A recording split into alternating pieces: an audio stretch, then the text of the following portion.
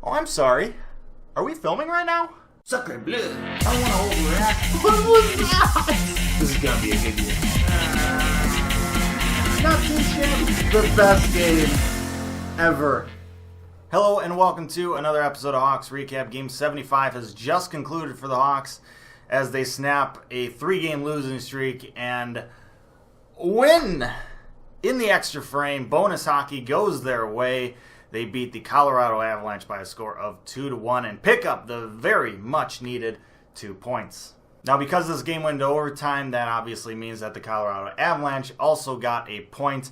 And unfortunately, because they're in the last wildcard spot, we only gain a single point on them, which means the Hawks are now 5 points back with 7 games left. Now, if you watched my previous video, you'll know that I was not very excited to have to face Varlamov in net for the Avs in this game, because whenever he plays at the United Center, he just inputs a cheat code and goes God mode and just saves everything.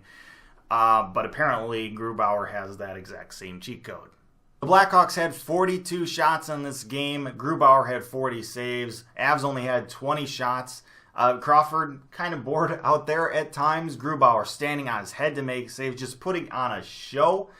He was the reason why this game got into overtime. We'll talk about the third period later.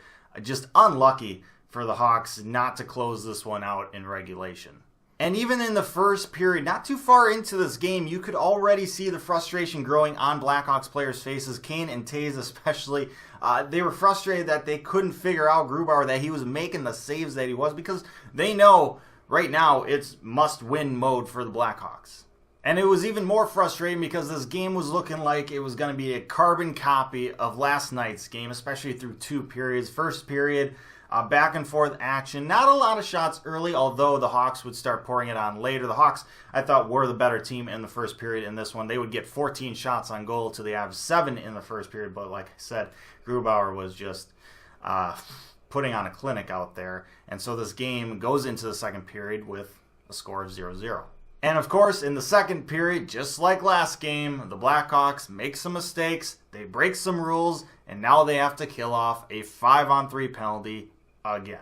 And of course, just like last game, the Blackhawks almost find a way to kill it off, but almost doesn't cut it. The Avs find a way to score a shot, gets through, hits Kerfoot shin pad, and goes by Crawford. Somewhere out there, Andrew Shaw's spidey senses are tingling. The Avs take a 1-0 lead into the third period. Now, the Blackhawks were the better team in the first period. I thought the Avs were the better team in the second. They seemed to have a lot more offensive zone time and control the play and puck a lot more. Even though the Hawks outshot them 11-10 in the second, I would definitely give that second period to the Avalanche. Early in the third period, the Blackhawks would get a power play of their own, their second and final power play of the night. And for a unit that has been struggling as of late, they find a way to crack Grubauer with what I said we needed to kind of do in the last video. We needed to get traffic in front of the net, bodies in front, and that's what happened. Seabrook with the shot, Anisimov with the tip, the redirect. It gets by Grubauer. Both teams score a power play goal in this one, and this game is tied 1-1 in the third period.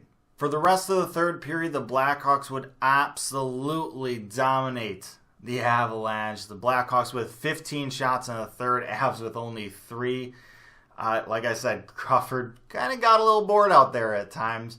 Grubauer, on the other hand, I don't know how he made some of the saves he made. Just unreal. Jonathan Taze had a couple grade A looks and somehow couldn't get the puck past them. Frustrating that the Hawks couldn't find a way to get the puck in the back of the net to win this game in regulation, because with the shot totals they had and with the play they had in the third, that would have been an outcome you would expect. But Grubauer sends this game into overtime. Now, if you remember from the last time the Hawks played in overtime, that was against the Canucks, I was none too happy about the overtime we were subjected to, because it was only 16 seconds long and it was just poor defense and like sloppy puck handling play, and somehow the puck goes in. Fortunately, this game, or this overtime period, was better. This was a proper overtime. Now, I know what you're going to say. You're going to say, well, the Hawks lost the last one, won this one. Of course you're going to be happy. Look, it's a valid argument, I guess, but seriously, at least we had about a minute and a half of overtime in this one. Both teams touched the puck, both teams made line changes, both teams had rushes. Like, that's a proper OT. It's not just 16 seconds of sloppy play and a goal. Like, that's just anticlimactic. This one at least had some excitement for both teams. And to cap off that excitement, we have Nathan MacKinnon, the young, star, explosive, talented player with the puck, one-on-one against the old-timer, cagey veteran Duncan Keith. And Duncan Keith stymies him, takes the puck away, and then just takes it coast to coast the other way. Just power forward, Hossa-like move in, beats Grubauer 5-hole, and the Hawks win 2-1 in overtime. Sorry, let me back up here. I'm not giving this enough praise. We got Duncan Keith getting his 6th goal of the year. That's 3 times as many goals as he had last year. And the Hawks win 2-1 and pick up a much-needed 2 points. So the Blackhawks have 7 games left. They're 5 points back of the Avalanche. Blackhawks' next game is against the Arizona Coyotes, who have been struggling in their last couple of games. They've lost their last couple of games. Blackhawks need to win that game. It's in Arizona. Wild have lost a couple of games as well. It seems like nobody really wants that last wild card spot right now, except maybe the Avalanche. They've been playing kind of well these last couple of games.